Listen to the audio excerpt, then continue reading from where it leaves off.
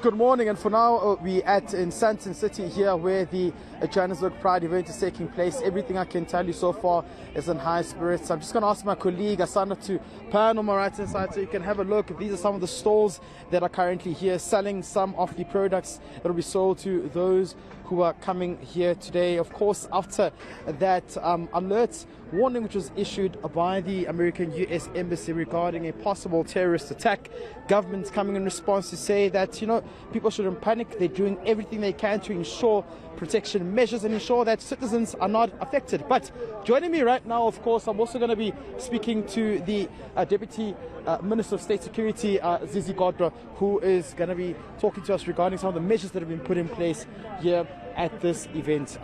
Just going to try and grab him so we can chat to him regarding this. Mr. Godra, thank you very much for joining us. Thank you. Let's just take a walk and show us just around the store, perhaps, maybe. How are you feeling this morning? You're in Sandton. Why are you here? I'm feeling energetic. We have been here since early hours of today. Yeah. As you understand that there's been a very anxiety about the US alert about what is alleged going to happen in Sandton. And of course, at a bilateral level, we'll continue to deal with that issue. The timing of that issue is quite unfortunate in South Africa. Definitely. There are sports, recreational and traditional events which define who we are in South Africa. Yeah. This particular event, where South Africa has got a unique human rights culture, and this is part of celebrating our constitution. And this event reflects the kind of a society we are in South Africa, and therefore that's why it's important that we want to thank the organizers that they did not cancel or postpone this event for whatever reason. We have heard a message from the stalls, from the organizers here.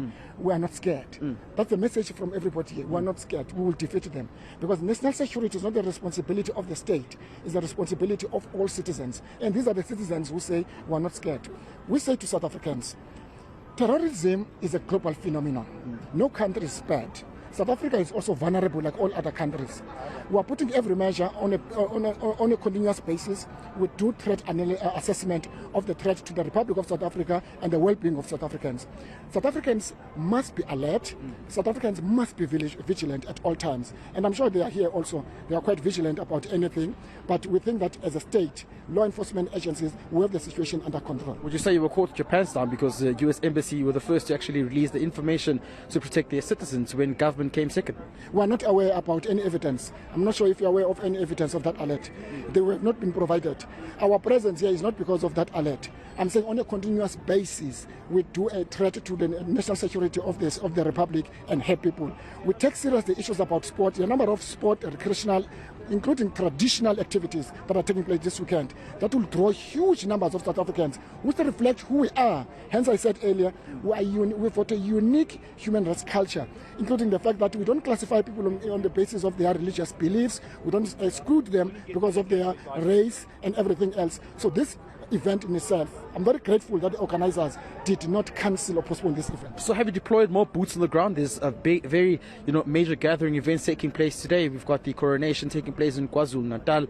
We have the Johannesburg Pride event. We have the Soweto Derby taking place in Soweto. Have you made sure that all measures are in place, deploying more police officials? The eyes and ears of South Africa is South Africans themselves. As I walk around the Sandton, since the morning, I've been walking around the mall. South Africans are quite excited, and they give you information that we suspect this. We've been here. We are thanked as leadership that you are giving us a reassurance. We are here to reassure that South Africans will work with you, work with us, because these issues, we must work together so that national security is not the issue of the state. It's about securing the nation and the good of the people. So we're quite happy with the work that we've been done. Boots on the ground everywhere. In Moses Mabhida. From here, I'm going to Soweto, because I think that event too is important. There's a rugby match as well. We take all events with huge gathering of our people in the light of just said that terrorism no boundaries. Terrorism is a global phenomenon.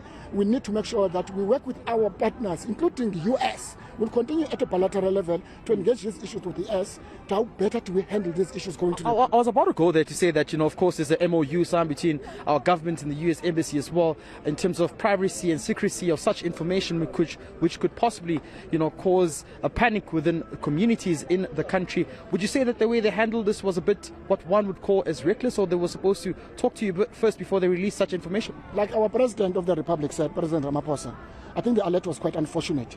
Service to service, we do have cooperation agreements. with the number of service. You know, in South Africa, we are a host to more than 100 embassies. And you can imagine the number of services representing those countries.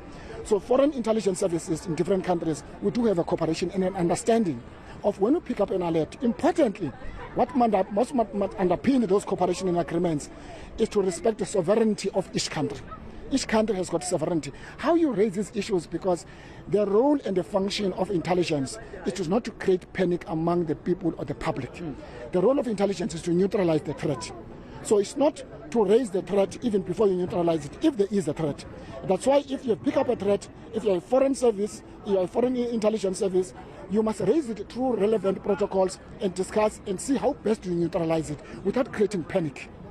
So what are some of the flashpoints from this? Now that you have this information, have you received any other alerts? Are you possibly investigating what could be further extensive, potential damage to the country's sovereignty? We're always on the high alert. Like I say, the national security structures are highly on the alert at all the time.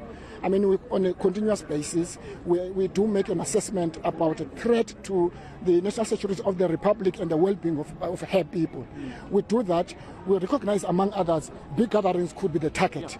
That is why, whether we're talking about sport, whether we're talking about the matter in Moses Mabhida, we do participate from the next joint point of view, but also we give support to law enforcement agencies as the intelligence service to make sure that we protect the integrity and the sovereignty of the Republic as well as the well-being of her people. Walking around at the mall in Sandton is quite encouraging to see South Africans saying in one voice, we are not scared, we've heard about this, but to see your leadership working, being among us, it gives us confidence that our own people, if there were to be any serious threat, Pule, it will come from the Republic itself. The alert. It will be issued by the government of the Republic if there will be any threat to the lives and the well-being of the people of the Republic. I mean, following the July unrest, that was quite fortunate when the security cluster was being blamed for acting really late on the situation. We're looking at what's happening right now. The alerts were said to be possibly a possible terrorism attack happening today and on the 30th. But post that, I know you've spoken about being on serious alert. Post that, has that, brought you guys together to try and figure out some of these things? Has that actually, become a concern to say you really cannot be caught with your pants down? You really need to act and always be ready for such things. We think that the lapses of July 2021 must never happen. We do take serious the threat of terror, which is a global phenomenon throughout the world. And we think in South Africa we're not immune. Like I said, we are vulnerable. And therefore our alertness is quite at a very high level. That's why on a continuous basis, we do make an assessment. Because we think South Africa on its own, we're not an island in a global village. Look what happened in the north of Mozambique, just close to our borders. We are participating to Cabo Delgado. It's important that we participate to defend the integrity and the sovereignty of the Republic and the well-being of her people.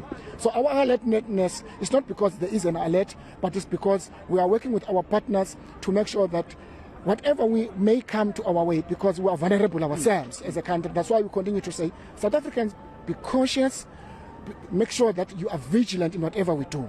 Because as South Africans too, we are vulnerable to the terrorist attacks. Okay, Mr. Kodo, thank you very much. The Deputy State Minister of Security, they're joining us this morning, but I just want to show you some of the stalls that have been erected here while I just speak about what he said, obviously saying that they are on high alert. More police officials have been deployed to this event here and other major gathering events taking place, such as the Soweto Derby, such as the Johannesburg Pride event, such as the coronation taking place in KZN, and a rugby match taking place in, of course, Tshwane, and I stand to be corrected. But furthermore, I just want us to actually just go up a bit, if you can allow me to speak to some of the business operators who are here today working at this particular event, such as what the Deputy Minister had reiterated, saying that they are not scared, they will continue, it's business as usual, they are in high spirits, and hopefully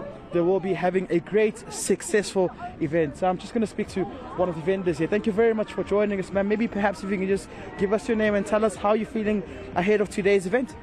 My name is Verity, and I'm feeling pretty good about today's event. Yes, with the terror attacks and threats and all that sort of thing, I don't think it's very threatening for us. We're here to stand our ground. We're here to show the world that we are here to stand as a Pride nation. I've been doing Pride for years, and Pride is amazing. When you first heard of the alert, were you a bit concerned that the event would have been cancelled and you would not be able to celebrate as the LGBTQ plus community, and of course as Pride as a community, the event? In the beginning, I kind of listened to it and I thought, well, somebody's definitely playing the fool or giving false information or something like that, because how is it that it's the Pride weekend and now all of a sudden there's these terror threats? It could be something detrimental, so we just got to be cautious, basically. But going ahead with Pride, I was still going to come regardless of the fact. And if you could just show us for a minute, what is it that you're going to be selling to some of those coming here today? Okay, so basically we've got vapes. Yep. And we have jelly, vodka-infused jellies and vapes. We've got THC vapes, which are also available. We've got some pleasurable toys, so we're a one-stop fun shop, basically. All right, thank you very much. There you go. There's one of the vendors we're selling here today.